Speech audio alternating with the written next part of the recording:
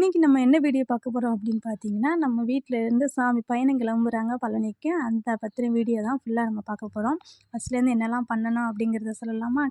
நம்மள வர சொல்லியிருந்தாங்க. அதனால காலையிலேயே நம்ம போயிட்டு சாப்பாடுலாம் முடிச்சுட்டு, நான் நேரா ஸ்கூலுக்கு போயிட்டேன். பிள்ளைங்க அவங்க மட்டும் வீட்ல இருந்தாங்க. அதுக்கப்புறம் பார்த்தீங்கன்னா, மதியம் வந்து விருந்துக்கு சாப்பாடுலாம் ரெடி ஆகிக்கிட்டு இருந்துச்சு.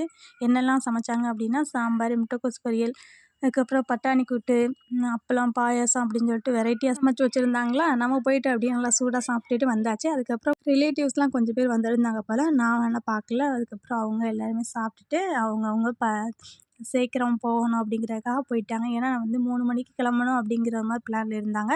ஆனா போகும்போது மணி 5 மணி 5:30 ஆயிடுச்சு. அதனால அவங்களாம் லேட் ஆகும். வெளியூர்லேருந்து வந்திருந்தாங்களா, போக லேட் ஆகும்னு சொல்லிட்டு அவங்களாம் முன்னாடியே போயிட்டாங்க. நாங்க ஸ்கூல் விட்டு வந்ததுக்கப்புறம் தான் சாமி வந்து பயணம் கிளம்ப ஆரம்பிச்சாங்களா, நான் போனதுக்கு பின்னாடி தான் சாமி கும்பிட ஆரம்பிச்சாங்க. மலைக்கு போகிறதுக்கு முன்னாடி வீட்லயே சாமி கும்பிட்டு போகிறது எப்பயுமே வழக்கம். அதே மாதிரி தான் இன்றைக்கி ஒவ்வொருத்தவங்கள வந்து சாமி கும்பிட்டு சாமிக்கு வந்து துணூறு வச்சுக்கிட்டு இருந்தாங்க. பெரியவங்க காலில் விழுந்து ஆசீர்வாதம் வாங்கி தான் போகணும் அப்படிங்கிற ஒரு சம்பிரதாயம் இருக்குது நம்ம ஊரில். சாமி பயணம் போகிறதுக்கு முன்னாடி யாரெல்லாம் இருந்தாங்க அப்படின்னு பார்த்தீங்கன்னா, எங்கள் சித்தி, எங்கள் அம்மா, அப்பா, தம்பி ஒய்ஃப், தம்பி ஒய்ஃபோடைய மாமியார், மாமனார், அதுக்கப்புறம் எங்கள் மாமனார், எங்கள் ஃபேமிலி மட்டும் நாங்கள் மட்டும்தான் இருந்தோம். அதுக்கப்புறம் எல்லாருமே சாமிக்கு எல்லோரும் துணூறு எடுத்து வச்சாங்க. வீட்ல கொஞ்சம் கூட்டமா இருந்தாலே குட்டீஸ்க்கு ரொம்ப ஜாலியா இருக்கும். அவங்களும் வந்து மலைக்கு போற ஒரு குஷியில தான் இருந்தாங்க. பட் வந்து நம்மளோட சிச்சுவேஷனால போக முடியல. இன்னொரு நாள் கண்டிப்பா வந்து எல்லாரும் ஃபேமிலியா சேர்ந்து போகணும் அப்படிங்கிற ஒரு ஆசை இருக்கு. அம்மாவுமே போற மாரி தான் இருந்தாங்க. ஆனா பட் வந்து படி ஏற முடியாது அப்படிங்கிறதுனால இந்த வருஷம் நம்ம வந்து போகல. நானும் வந்து போகணும் அப்படின்னு நினச்சிக்கிட்டு தான் இருந்தேன். ஏதோ சூழ்நிலைனால போக முடியாத அளவுக்கு தடுத்துருச்சு. அதுக்கப்புறம் பெத்தவங்ககிட்ட வந்து ஆசீர்வாதம் வாங்கிட்டாங்க. மாமியார்லாம் வேணான்னு சொல்லிட்டாங்க. அப்புறம் சித்தி கால்ல விழுந்து ஆசீர்வாதம் வாங்கிட்டான் தம்பி. என்னைக்குமே நடக்காத அதிசயம் வந்து இன்றைக்கி ஒன்று நடந்துச்சு. அது என்ன அப்படிங்கிறத நீங்கள் பின்னாடியே பாருங்கள். வீட்டில் உள்ள பெரியவங்கள்லாம் வந்து உட்காந்து அந்த காலத்து கதைகள்லாம் பேசிக்கிட்டு இருந்தாங்க. எல்லாமே முடிஞ்சு போன கதையை பற்றி தான் பேசுவாங்க. அதே மாதிரி தான் இன்றைக்கும் பழைய கதைகள்லாம் ஓடிக்கிட்டு இருந்துச்சு. அவங்க சின்ன பிள்ளையில இருக்கும்போது அவங்க லைஃப்பில் நடந்தது அப்படிங்கிற மாதிரி நிறைய பேச்சுவார்த்தை நடந்துருந்துச்சு. ஃபைனலாக நம்மளும் வந்து இப்போ சாமி கும்பிட வந்து இறங்கியாச்சு. நான் வந்து சாமி கும்பிட்டதுக்கு பின்னாடி என் பிள்ளைங்களுக்கு வந்து துணரெல்லாம் வச்சு விட்டேன்.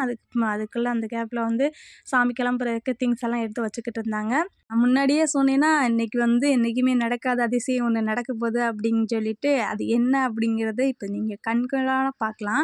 என்ன அப்படின்னு பார்த்தீங்கன்னா, என்னோட தம்பி கல்யாணத்தன்னைக்கு கூட என்னோட கால்ல விழுந்து ஆசீர்வாதம் வாங்கல. லைஃப்ல ஃபர்ஸ்ட் டைம் வந்து மலைக்கு போகும்போது என்னோட கால்ல விழுந்து ஆசீர்வாதம் வாங்கிட்டு போனது வந்து ஒரு சந்தோஷமா இருந்துச்சு.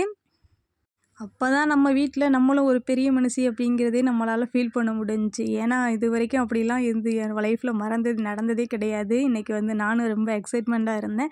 வீட்ல உள்ளவங்களும் வந்து அக்கா கால்ல விழுந்து ஆசீர்வாதம் வாங்கிட்டு போயிரு அப்படின்னு சொன்னாங்களா, அதே மாரி தம்பியும் நம்ம கால்ல விழுந்து இன்னைக்கு ஆசீர்வாதம் வாங்கிட்டு போனாரு. நல்லபடியா மலைக்கு போயிட்டு வரணும் அப்படின்னு சொல்லிட்டு நம்மளும் கடவுள வேண்டிக்கிருவோம். இதுக்கப்புறம் கொஞ்ச நேரத்திலே ஆட்டோக்கெலாம் ஃபோன் பண்ணியாச்சு. ஏன்னா டைம் ஆல்ரெடி லேட் ஆயிடுச்சு அப்படிங்கிறதுக்காக. இது வந்து இப்போ துணூறு வைக்கிறவங்க வந்து என்னோட மாமனார். இவங்க வந்து துணூறு வச்சதுக்கு பின்னாடி அவங்களுடைய மாமனார் வந்து துணூறு வச்சாங்க அப்படின்னு சொல்லிட்டு கொஞ்ச நேரம் அந்த துணூறு வைக்கிறதுலேயே டைம் ஓடிக்கிட்டு இருந்துச்சு. அதுக்கப்புறம் என்னோட செல்ல மருமக ரொம்ப க்யூட்டாக இருப்பா. ஆனால் என்ன கொஞ்சம் அழுமூஞ்சி. இன்னைக்கு வந்து ரொம்ப அழகா கிளம்பியிருந்தாங்க ஏஞ்சல் மாதிரி. இப்போ வீடியோ எடுத்தோன்னே ரொம்ப அழகழகா சிரிச்சுக்கிட்டு போஸ்லாம் கொடுத்துட்டு இருந்தாங்க. இல்லைன்னா ரொம்ப அழுதுகிட்டே இருப்பாங்க. அதுக்கப்புறம் ஆட்டோவும் வந்து வந்துடுச்சு. திங்ஸ் எல்லாம் எடுத்து தம்பி வந்து வச்சுக்கிட்டு இருந்தாப்புல. போகிறது என்னமோ ஒரு நாள் பயணம் தான். ஆனால் வந்து என்னமோ 1 வீக் தங்க போகிற மாதிரி பேக்லாம் பெருசாக இருந்துச்சு. நானும் என்னடா இவ்வளோ பெருசாக இருக்கே அப்படின்னு நினச்சேன். சரி ஓகே, சின்ன பிள்ளைங்களை கொண்டு போகிறாங்க, பெட்ஷீட் எதுவும் எடுத்துகிட்டு போவாங்க அப்படின்னு சொல்லிட்டு விட்டாச்சு. அதுக்கப்புறம் ரொம்ப நேரமாக பேசிகிட்டே இருந்தாங்க. சரி கிளம்பலாமா அப்படின்னு ஆட்டோவும் வெயிட் பண்ணிக்கிட்டே இருந்துச்சு. அதுக்கப்புறம் பேசிட்டு டாட்டா பாய் பாய் சொல்லிட்டு கிளம்புறதுக்கே 10 நிமிஷத்துக்கு மேலே ஆயிடுச்சு. எப்படியோ அவங்களே ஒரு வழியாக கோயிலுக்கு அனுப்பியாச்சு. ஓகே, நெக்ஸ்ட் வீடியோவில் பார்க்கலாம். டாட்டா.